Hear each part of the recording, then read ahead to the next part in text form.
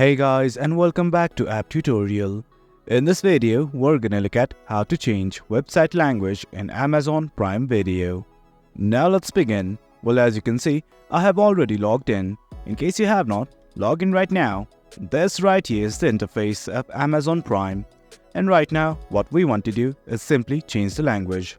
On the navbar at the top right, you'll see a profile picture along with your name. Simply hover over it, and something like this will open up.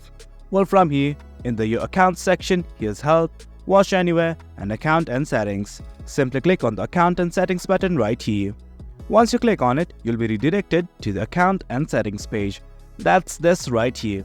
In this page, there's Account, Order, Player, Restrictions, Subtitles, Devices, and finally, Language. I'm gonna click on this button right here.